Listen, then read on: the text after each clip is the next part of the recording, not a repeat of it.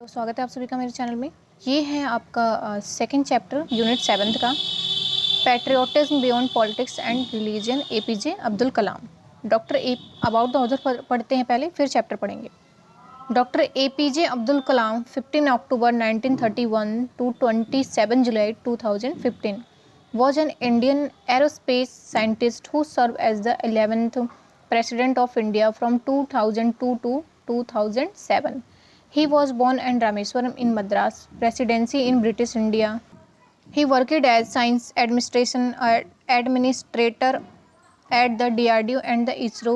He was the main architect of India military missile development program. He is known as the Missile Man of India. He developed ballistic missile and launched vehicle technology. He was the pivotal organizer in India Pokhran second nuclear test in 1998. Dr. Kalam is referred to as the People President after the retirement from the post of President of India. He returned to his civilian life of education, writing, and public service. He was the recipient of several prestigious awards, including India's highest civilian honor, Bharat Ratna. Kalam was the third president of India to have been honored with Bharat Ratna before becoming the president. Sarpalli Radhakrishnan 1954 and the Dr. Zakir Hussain 1963 were the earlier recipients of Bharat Ratna who later became the president of India. Dr. Kalam was the first scientist and the first bachelor to occupy Rashtrapati Bhavan. After leaving president office, Dr. Kalam became a visiting professor of a number of institutes. In May 2012, he launched a program for the youth of India called the What Can I Give movement with the theme of defeating corruption. Dr. Kalam has the unique honor of receiving honorary doctorates from 30 universities and country 3 highest civilian honor in 1981, 1990 and 1997. चलिए हिंदी पढ़ते हैं। Doctor APJ Abdul Kalam 15 October 1931 से 27 July 2015 तक एक भारतीय अंतरिक्ष वैज्ञानिक थे जिन्होंने वर्ष 2002 से 2007 तक के कालखंड में भारत के 11वें राष्ट्रपति का पदभार संभाला। ब्रिटिश भारत में मद्रास के रामेश्वरम में उनका जन्म हुआ था। डीआरडीओ और इसरो में वैज्ञानिक प्रशासक के पद पर रहे। भारत के युद्धक मिसाइल प्रोग्राम के वे जनक थे, इसलिए उनको भारत का मिसाइल मैन कहा जाता है। उन्होंने प्रक्षेपास्त्र और उपग्रह प्रक्षेपणायन की तकनीक विकसित की। वर्ष 1998 में पोखरण सेकंड के परमाणु परीक्षण के कर्णधार व आयोजक डॉक्टर कलाम ही थे। डॉक्टर कलाम को पीपल प्रेसिडेंट के रूप में याद किया जाता है। राष्ट्रपति पद से अवकाश ग्रहण करने के बाद वह शिक्षा, लेखन और जनसेवा के नागरिक जीवन में व्यस्त हो गए। उन्हें अनेक विशेष सम्मानों की प्राप्ति हुई, जिनमें भारत का सर्वोच्च नागरिक सम्मान भारत रत्न भी शामिल है। डॉक्टर कलाम तीसरे ऐसे राष्ट्रपति हुए जिनको राष्ट्रपति पद पर आरूढ़ होने से पहले ही भारत रत्न मिल चुका था। अन्य 2 ऐसे राष्ट्रपति सर्वपल्ली राधाकृष्णन, भारत रत्न उन्हें भी मिला था, और डॉक्टर जाकिर हुसैन 1963 में भारत रत्न मिला था। डॉक्टर कलाम एकमात्र ऐसे राष्ट्रपति हैं जो अविवाहित थे और वैज्ञानिक भी थे। राष्ट्रपति भवन छोड़ने के बाद डॉक्टर कलाम अनेक संस्थाओं के अतिथि प्रोफेसर रहे।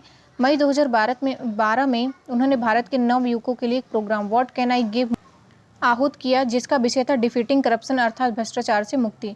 डॉक्टर कलाम को अलभ्य सम्मान की प्राप्ति हुई। उन्हें 30 विश्वविद्यालयों ने मानद डॉक्टर की उपाधि से सुशोभित किया और देश के 3 सर्वोच्च नागरिक सम्मान उन्हें क्रमशः 1981, 1990 और 1997 में प्रदान किए गए। समरी ऑफ द एसे पढ़ते हैं। The essay patriotism beyond politics and religion appears as the 5th chapter in book title Ignited Minds, written by APJ Abdul Kalam. In 2002, Kalam walked 5 kilometers in the morning as his essential part of walking. He is attracted to see the beauty of sunrise and song that bird sings. Nature brings all elements together and Kalam feels thankful to God. For great man, religion is a way of making friends. Small people make religion a fighting tool. Biju Patnaik piloted his aeroplane into Jakarta to find Indonesian President Sukarno in the first flush of fatherhood. Sukarno's wife has delivered a baby and family was searching for a name to newborn girl.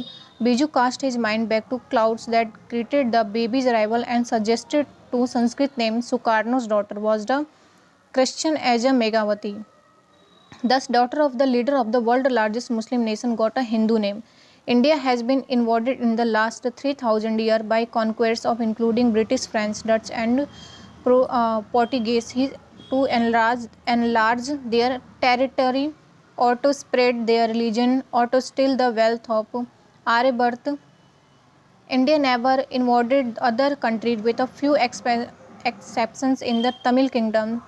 Kalam calls his people to rise to greatness.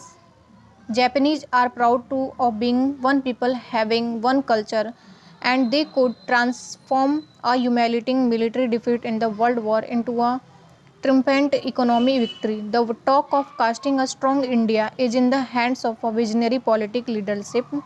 There are success stories among failure, we have hope among chaos, we have promise among problems. We are more than 1 billion people of multiple faiths and ideologies. The new India will emerge of the combination of biotechnology, bioscience, and agriculture science and industrial development. The political leader would work with the ideology that the nation is bigger than individual interests and political parties. Kalam is a dreamer of great dreams. This dream will transform into thoughts and thought will result into action. Hindi पढ़ते हैं इसकी। निबंध patriotism beyond politics and religion को 5वें अध्याय के रूप में इग्नाइटेड माइंड शीर्षक की पुस्तक में प्रकाशित किया गया है, जिसका लेखन वर्ष 2002 में एपीजे अब्दुल कलाम द्वारा किया गया था। अपनी अनिवार्य दिनचर्या के रूप में कलाम प्रतिदिन उषा वेला में सुबह 5 किलोमीटर टहलते हैं। सूर्योदय के दृश्य को देख वे रोमांचित होते हैं। चिड़ियों की चहचहाहट प्रकृति की सुषमा का बोध कराती है। प्रकृति के समस्त उपादान एकाकार हो जाते हैं और कलाम परमेश्वर के प्रति कृतज्ञता का बोध महसूस करने लगते हैं। बुद्धिजीवों के लिए धर्म मैत्री भाव बढ़ाने का माध्यम है, जबकि छोटी मानसिकता के लोग धर्म को झगड़े का माध्यम बना लेते हैं। इंडोनेशिया के राष्ट्रपति सुकर्णो को पहली बार पितृत्व की प्राप्ति हुई थी। उनकी पत्नी ने एक पुत्री को जन्म दिया था, जिसको देखने के लिए बिजू पटनायक अपने वायुयान से जकार्ता पहुंचे। परिवार बच्ची के नामकरण के लिए किसी सही नाम की तलाश कर रहा था। बिजू ने आकाश में उमड़ते घुमड़ते बादलों को देखा जो नवजात शिशु का स्वागत कर रहे थे। उन्होंने कन्या के लिए संस्कृत नाम मेघावती सुझाया। इस प्रकार सुकर्णो की पुत्री का नामकरण मेघावती हुआ और सबसे विशाल मुस्लिम आबादी वाले देश के प्रधान की पुत्री को हिंदू नाम दिया गया।